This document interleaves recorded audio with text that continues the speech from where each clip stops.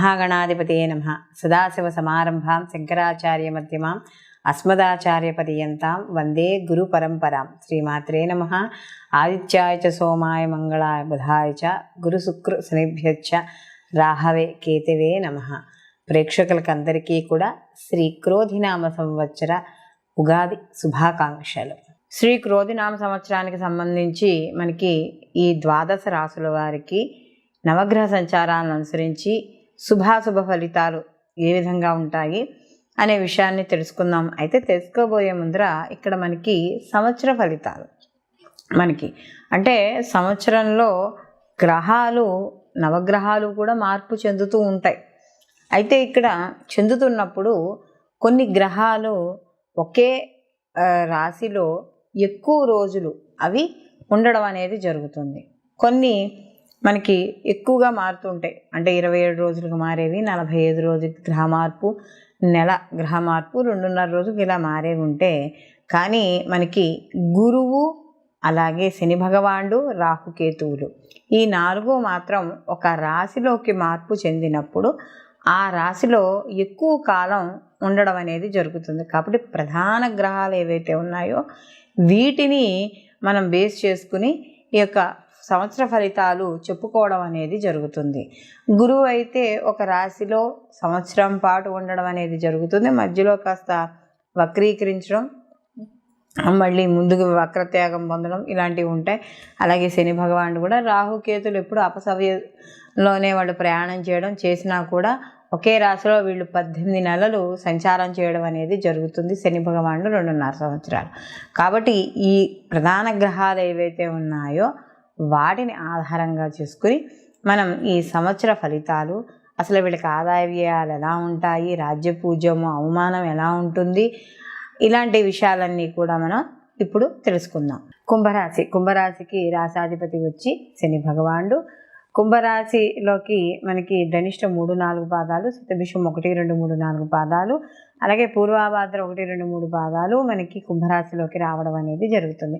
కుంభరాశి వాళ్ళకి శ్రీ క్రోధినామ సంవత్సరంలో ఆదాయ వ్యయాలు ఎలా ఉన్నాయి, రాజ్య పూజ అవమానాలు ఏ విధంగా ఉన్నాయి అని సంవత్సర ఫలితాలు తెలుసుకుంటే, ఈ రాశి వారికి మే 1 నుండి సంవత్సరాంతం వరకు కూడా చతుర్థ స్థానం నందు గురువు లోహమూర్తిగాను, శనేశ్వరుడు సంవత్సరం అంతా కూడా జన్మరాశి యందు తామరమూర్తిగాను, రాహుకేతుల సంవత్సరం అంతా కూడా ద్వితీయ అష్టమ స్థానములందు లోహమూర్తులుగాను సంచారం చేయడం అనేది జరుగుతుంది. చతుర్థ స్థానమందు ఎప్పుడైతే గురువు సంచారం చేస్తున్నాడో కాస్త అంటే అక్కడ మనకి తల్లి, గృహము, వాహనము ఇలాంటివి సూచిస్తాయి. కాబట్టి కాస్త నూతన గృహాల కోసం ఎవరైతే ప్రయత్నిస్తారో కలిసి రావడం అనేది జరుగుతుంది.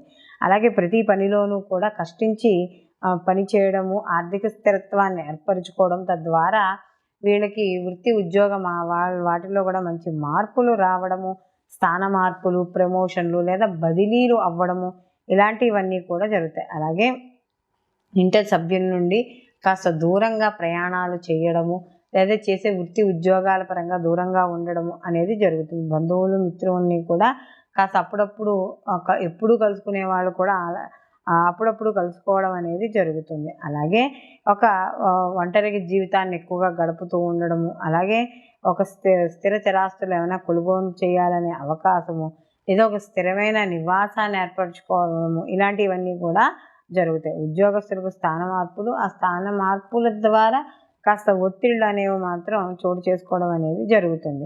అలాగే ఆధ్యాత్మికపరమైన విషయాల్లో పాల్గొనడము, వాటికి సంబంధించిన పుస్తకాలు అవన్నీ చదవడం, వీటి వల్ల కాస్త కాలక్షేపము అనేది జరుగుతుంది. అలాగే మధ్య మధ్యలో చిన్న ఈ ఏనాడు శని ప్రభావం కూడా ఉంటుంది. కాబట్టి కాస్త ఒడిదుడుకులు అనేవి ఎక్కువగా ప్రయత్నించినా కూడా ఒక బంధువులు, మిత్రుల యొక్క సహాయ సహకారాలు పూర్తి స్థాయిలో అందడం అనేది జరుగుతుంది.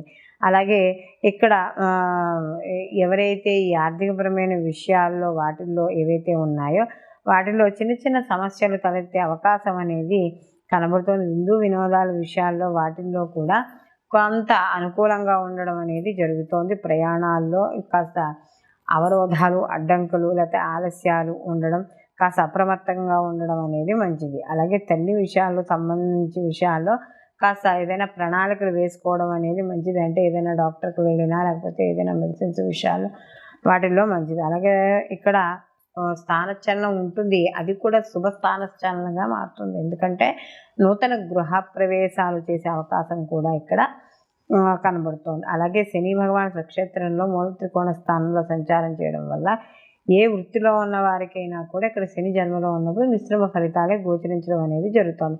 వ్యాపారపరంగా కూడా అప్ అండ్ డౌన్స్ అనేవి ఉంటాయి. వైద్య సహాయం కొరకు కాస్త హాస్పిటలైజేషన్, హాస్పిటల్కి తిరగడం ఇలాంటివన్నీ కూడా చేసుకోవాలి. కాబట్టి తప్పనిసరిగా దైవ బలం అనేది చాలా అవసరము.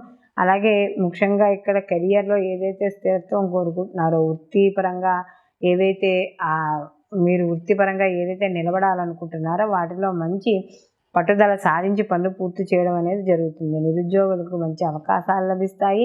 అలాగే ఇక్కడ భౌతిక పరంగా కూడా ఏవైతే ఈ ధనపరమైన ఆలోచనలు ఉన్నాయో వాటిల్లో కూడా కాస్త కొంచెం అనుకూలంగా ఉండడం అనేది జరుగుతుంది.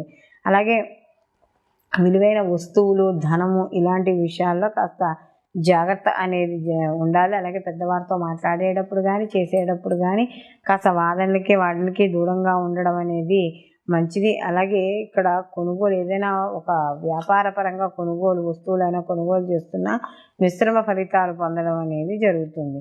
అలాగే ముఖ్యంగా స్థిరాస్తులు కొనుగోలు విషయాలు చేయాలన్నా, అలాగే గృహ నిర్మాణానికి సంబంధించిన విషయాల్లోనూ కూడా మెరుగైన మార్పులు, మంచి మార్పులు ఉండడం అనేది జరుగుతుంది. వృత్తి ఉద్యోగ విషయాల్లో వాటిలో మంచి ఉన్నతి సాధించడం అనేది జరుగుతుంది.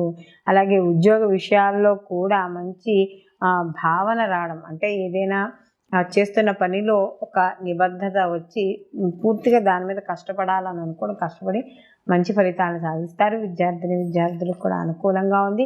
అయితే కాస్త శ్రద్ధ బట్టి మాత్రం చదివించాలి. ఎందుకంటే గురువు యొక్క చతుర్థ స్థానంలో మార్పు కాబట్టి ఇక్కడ కూడా విద్యార్థులకు అనుకూలంగానే ఉండడం అనేది జరుగుతుంది. వీళ్ళు మరిన్ని మంచి ఫలితాలు పొందడానికి ప్రతిరోజు కూడా దక్షిణామూర్తి ఆరాధన చేయడం, ప్రతిరోజు కాస్త నల్ల కుక్కకు కానీ లేదా నల్ల కుక్క లేకపోతే వీధిలో ఉండే కుక్కలకు కాస్తంత పెరుగు అన్నం పెట్టడం, అలాగే శివాభిషేకం, శివనామస్మరణ, శివపంచాక్షరి నామాన్ని నిత్యం జపం చేసుకుంటూ ఉండడం వల్ల కాస్త ఏవైతే ప్రతికూల ఫలితాలు ఉన్నాయో ఆ ప్రతికూల ఫలితాలు తగ్గి అనుకూలమైన ఫలితాలు పొందడం అనేది జరుగుతుంది. సర్వేజన సుఖినో భవంతు, లోకా సంస్థ సుఖినో భవంతు.